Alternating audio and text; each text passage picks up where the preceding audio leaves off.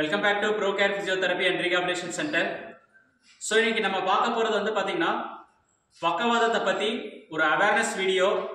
So delivery டைமில் recent டேஸில் நிறைய பேருக்கு ஸ்ட்ரோக் வருது. ஸோ அந்த மாதிரி டெலிவரி டைமில் ஒருத்தவங்களுக்கு ஸ்ட்ரோக் வந்ததோட அனுபவங்கள், ஸோ இந்த அனுபவங்களை வந்து பகிர்ந்துக்கிட்டோம் அப்படின்னா டெலிவரி இருக்க டைமில் ப்ரெக்னென்ட் லேடிஸ் அந்த டைமில் எவ்வளோ கேர்ஃபுல்லாக இருக்கணும், அவங்கள எப்படி பாதுகாத்துக்கணும் அப்படிங்கிற ஒவ்வொரு ஹஸ்பண்டுக்குமே இது ஒரு மிகப்பெரிய அவேர்னஸாக இருக்கும். அதில் ஒருத்தவங்களுக்கு ஸ்ட்ரோக் வந்துச்சு அப்படின்னா எவ்வளோ பெரிய இம்பேக்ட் இருக்கும் அப்படிங்கிற விஷயம் எல்லாத்தையுமே கேட்டு தெரிஞ்சுக்க போகிறோம். இப்போ இருக்கிற ஜென்ரேஷனில் இளந்தலைமுறையினர் நிறைய பேத்துக்கு ஸ்ட்ரோக் வருது. மேல இருக்கலாம், ஃபீமேல இருக்கலாம், நிறைய பேத்துக்கு வர ஆரம்பிச்சிருக்கு. ஸோ இதுக்கு வந்து நம்மளோட வாழ்க்கை முறைகள், அதுக்கப்புறம் உணவு பழக்க வழக்கங்கள், அதுக்கப்புறம் இப்போ இருக்கிற பார்த்தீங்கன்னா செடன்டரி லைஃப் ஸ்டைல், இது மாதிரி நிறைய விஷயங்களை சொல்லிட்டே போகலாம். இதில் வந்து ஒரு யங் லேடி அவங்க வந்து பார்த்தீங்கன்னா அவங்களோட ஃபீட்பேக்கு, அவங்களோட அனுபவங்கள் சொல்லும்போது ஒரு மிகப்பெரிய அவேர்னஸாக இருக்கும். அதை பற்றி தான் இன்னைக்கு நம்ம பார்க்க போகிறோம். மேடம், உங்கள் நேம், உங்களோட ஏஜ், உங்கள் ஊர், இதை பற்றி சொல்லுங்கள் மேடம். நான் சிந்துஜா. என்னோட ஏஜ் வந்து இப்போ 30. எனக்கு ஸ்ட்ரோக் வர்றப்போ வந்து 22.5. 22.5ல அவங்களுக்கு ஸ்ட்ரோக் வந்திருக்கு. இப்போ ஸ்ட்ரோக் வந்து உங்களுக்கு எவ்வளோ வருஷம் ஆச்சுங்க மேடம்? 8.5 years ஆச்சு. ஸோ 8.5 years ஆச்சு அவங்களுக்கு ஸ்ட்ரோக் வந்து. பார்த்தீங்கன்னா எப்படி மேடம் உங்களுக்கு ஸ்ட்ரோக் வந்துச்சுங்க?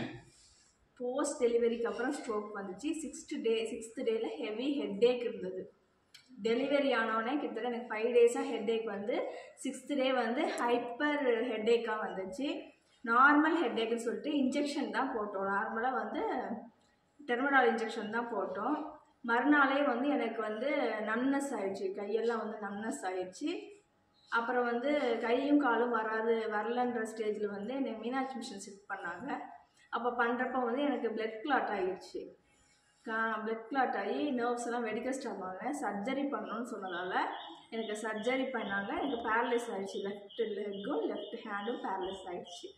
ஸோ இப்போ இவங்க சொல்கிற விஷயத்தில் வந்து இந்த விஷயத்த மெயினாக சொல்கிறதுக்கு ரீசன் என்னென்னா, நான் நிறைய வீடியோவில் சொல்லியிருக்கேன், ஒருத்தங்களுக்கு தலைவலி இருந்துச்சு அப்படின்னா அதை வந்து ரொம்ப கவனக்குறைவாக விட்டுறக்கூடாது, அது ஒரு பெரிய விஷயமா எடுத்துக்கணும் அப்படின்னு சொல்கிறோம். பக்கவாதம் வர டைமில் நிறைய பேத்துக்கு தலைவலி, ஒத்த தலைவலி, மைக்ரைன், இந்த மாதிரி நிறைய வெரைட்டி இருக்கும். அதை வந்து நம்மளால வந்து இது என்ன தலைவலி அப்படிங்கிறத கெஸ் பண்ண முடியாது. நான் முந்தின வீடியோஸ்லேயே சொல்லியிருக்கேன், ஒரு சுகரு, ஒரு ப்ரெஷரு, இந்த மாதிரி ப்ராப்ளம் இருக்கிறவங்க கண்டிப்பா தலைவலி இருந்தாச்சுன்னா அதை கொஞ்சம் கவனமா கவனிச்சுக்கோங்க, அது என்னன்னு சொல்லிட்டு ஒரு நியூராலஜிஸ்டோட அட்வைஸ் வாங்குங்க அப்படிங்கிறத சொல்லியிருக்கோம். இப்போ மேடமும் சொல்றது பார்த்தீங்கன்னா டெலிவரி ஆன 5 நாளுக்கு அப்புறம் தலைவலி தான் ஒரு ரீசனாக இருந்திருக்கு, 6வது நாள் பார்த்தீங்கன்னா ஸ்ட்ரோக் வந்திருக்கு அப்படின்னு சொல்றாங்க. ஸோ டெலிவரி ஆனதுக்கு அப்புறமும் ஸ்ட்ரோக் வருது அப்படிங்கிறது பார்த்தீங்கன்னா இப்போ ரீசெண்டாக நாங்கள் ஒரு 4-5 பேர் பார்த்துருக்கோம், அதில் மேடமும் ஒருத்தங்க. ஸோ இதை வந்து கவனமா டெலிவரி, அதாவது வந்து என்னன்னா எந்தெந்த லேடிஸ் பிரெக்னெண்டா இருக்காங்களோ அவங்களாம் கொஞ்சம் கவனமா ஸ்ட்ரெஸ் இல்லாம இருக்கணும் அப்படிங்கிறத மெயினா இந்த இதுல வலியுறுத்தி சொல்லிக்கிறேன்.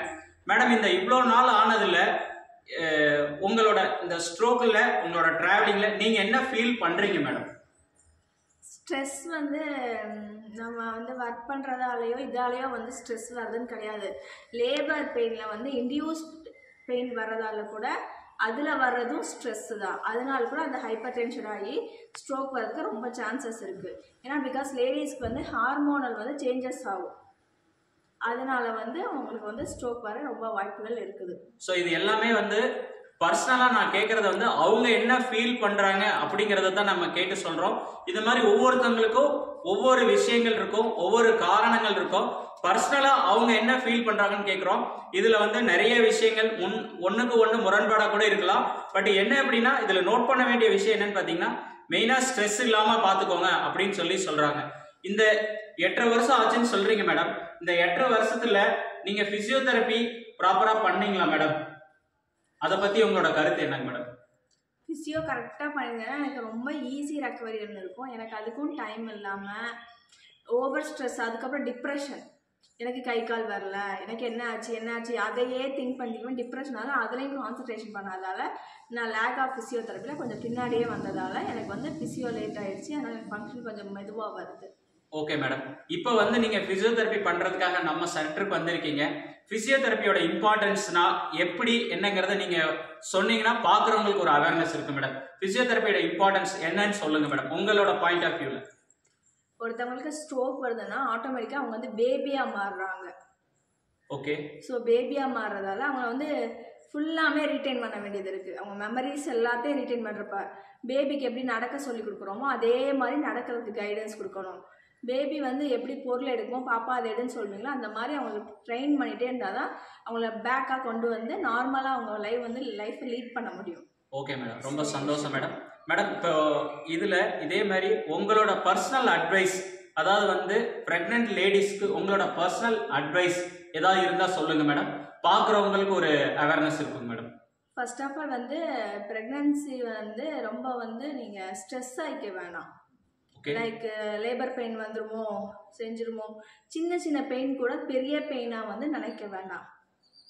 சின்ன ஃபேக் பெயினை கூட அதுதான் லேபர் பெயின்னு நினைக்க வேண்டாம். அடிக்கடி போய் டாக்டர்ஸை விசிட் பண்ணுறது இந்த மாதிரி விஷயங்களை தவிர்த்துட்டு வீட்டில் உள்ள ஆர்கானிக் ஃபுட்ஸை மட்டும் சாப்பிட்டா போதும். Okay, very குட்ங்க. ஸோ உங்களுக்கு வந்து இப்போ இந்த 8.5 இயர்ஸில் வந்து இப்போ நீங்கள் வந்து ஃபிசியோதெரப்பியை லேட்டாக பண்ண ஆரம்பித்தேன், ப்ராப்பராக பண்ணல, ரொம்ப டிப்ரெஷனில் இருந்தேன் அப்படின்னு சொல்கிறீங்க மேடம். இதுக்கு வந்து உங்களோட கருத்து என்னங்க மேடம்? இப்போ என்ன பண்ணால் சீக்கிரமாக வரலாம் அப்படிங்கிறதுக்கு உங்களோட பர்சனல் கருத்து என்னங்க மேடம்? ஃபுட் ஹேபிட்ஸ் முதல்ல சேஞ்ச் பண்ணணும். ஓகே, வெரி குட்ங்க. என்ன மாதிரி ஃபுட் ஹேபிட்ஸ்னால் வந்து பாரம்பரிய அரிசி வகைகள் அந்த மாதிரி ஃபுட் ஹேபிட்ஸை சேஞ்ச் பண்ணி அதை ரொட்டீன் லைஃப்க்கு கொண்டு வரணும். லைக் ரெகுலர் லைஃபுக்கு கொண்டு வரணும். நம்ம ஜங்க் ஃபுட்ஸ் அந்த மாதிரி அவாய்ட் பண்ணிவிட்டு இந்த மாதிரி ஃபுட்ஸை நம்ம கொண்டு ஏன்னா நம்ம அதையே வந்து டிஃப்ரெண்ட் டைப்ஸாக சாப்பிட்லாம். கஞ்சியாக மட்டும்தான் குடிக்கணும் அந்த மாதிரி இல்லாமல் டிஃப்ரெண்ட்ஸ் டைப் ஆஃப் வந்து சாப்பிட்லாம். ஓகே மேடம், அந்த மாதிரி ஃபுட் ஹேபிட்ஸ் எடுத்துகிட்டு. Okay okay madam, very good, ரொம்ப சந்தோஷங்க. அதுக்கப்புறம் வந்து இந்த ஸ்ட்ரோக்கில் இந்த 8.5 இயர்ஸ் கடந்து வந்ததுக்கு உங்களுக்கு யாரெல்லாம் ரொம்ப சப்போர்ட்டிவாக இருந்தாங்க மேடம்? ஃபேமிலி மட்டும்தான். ஓகே, வெரி குட், ரொம்ப சந்தோஷங்க. இப்போ நான் நிறைய இடத்துல சொல்லியிருக்கேன், ஒருத்தவங்களுக்கு ஸ்ட்ரோக் வந்துருச்சு அப்படின்னா அதோட அந்த குடும்பத்தில் இருக்க ஃபேமிலி மெம்பருக்கும் நிறைய ஸ்ட்ரெஸ் இருக்கும். அதை பற்றி உங்களோட கருத்து என்னங்க மேடம்? ஸ்ட்ரோக் பேஷண்ட்ஸை விட ஃபேமிலி தான் ரொம்ப ஸ்ட்ரெஸ் ஆவாங்க, பட் அவங்க தான் motivators. Okay, very good, super madam. So இப்போ வந்து கரண்டாக நீங்கள் ஃபிசியோதெரப்பி பண்ணிட்டு இருக்கீங்க, எப்படி ஃபீல் பண்ணுறீங்க மேடம்? உங்களோட பர்சனல் கருத்துங்க மேடம். இப்போ ஃபிசியோதெரப்பி பண்ணிட்டு இருக்கீங்க, இதில் வந்து நீங்கள் வந்ததுக்கு இப்போதுக்கு என்ன, இந்த 8.5 இயர்ஸ் ஆயிடுச்சு. இந்த 8.5 இயர்ஸ் ஆயிடுச்சுன்னா ஒரு சிலர் வருதும்பாங்க, ஒரு சிலர் வராதும்பாங்க. நிறைய பேர் என்ன நினைப்பாங்கன்னா ஒரு 5-6 வருஷத்துக்கு மேலே ரெக்கவரியே இருக்காது அப்படின்னு சொல்கிறாங்க. இப்போ கிட்டத்தட்ட என்னட்ட நியர்லி ஒரு 1 மந்த் கிராஸ் ஆக போகிறீங்க. இந்த 1 மந்த் பீரியடில் நீங்கள் என்ன ஃபீல் பண்ணுறீங்க? ஏதாவது ரெக்கவரி இருக்கா, இல்லை ஒன்றுமே யூஸ் இல்லையா? அதை பற்றி சொன்னீங்கன்னா ஒரு அவேர்னஸ் இருக்கும் மேடம். ஃபர்ஸ்ட் ஆஃப் ஆல் கம்பேரிஷனை அவாய்ட் பண்ணணும். Okay, very good. பார்த்தீங்களா அவங்க வந்துட்டாங்க நீங்கள் வரல அப்படின்ற கம்பேரிஷனை ஃபர்ஸ்ட் அவாய்ட் பண்ணணும். நம்ம சுற்றி வர சர்க்கம்ஸ்டன்ஸ் வந்து வெரி குட், நல்லா பண்ணுறாங்க, நீ இம்ப்ரூவ்மெண்ட் ஆகிட்ட, சின்ன சின்ன விஷயங்களை கூட அவங்களுக்கு ஹாப்பி ஆகும். ஒரு விரலச்சிட்டால் அவங்களுக்கு ஹாப்பி. ஸோ என்ன பண்ணுறோன்னா வீட்டில் உள்ள ஆளுங்கள்லாம் சேர்ந்து பரவாயில்ல நீ பண்ணிட்ட குட் அந்த ஒரு வார்த்தையை அவங்க ரிப்பீட்டடாக சொல்லணும். நம்ம குழந்தைங்க போட்டால் வந்து லைக் குட் குட் சொல்கிறோம்ல, அந்த மாதிரி நம்ம சொல்லிகிட்டே இருந்தோம்னா அவங்களுக்கு போய் சரி நம்ம நல்லா செய்கிறோம், இன்னும் நல்லா செய்யணும், அவங்களுக்கு மோட்டிவேட் ஆகி அவங்க அதே ரெகுலராக ஃபாலோ பண்ணுவாங்க. பிரெயினும் அதுக்கு அடாப்ட் ஆகிடும். ஓகேங்க. அந்த மாதிரி ட்ரீட்மெண்ட் கொடுக்குறப்ப ஈஸியாக வந்து அவங்களால எல்லாமே ஓவர் கம் பண்ணி வர முடியும். ஓகே மேடம், இப்போ இந்த 8.5 இயர்ஸில் நீங்கள் பண்ணுற ஃபிசியோதெரப்பியில் ஏதாவது இம்ப்ரூவ்மெண்ட் இருக்குங்களா, எப்படிங்க மேடம்? இருக்குது சார். Okay, very குட்ங்க. ஓகேங்க, நெக்ஸ்ட் வீடியோவில் இதே மாதிரி அடுத்து ஒரு அவேர்னஸ் பற்றி பார்ப்போம். தேங்க்ஸ் ஃபார் வாட்சிங். Thank you madam.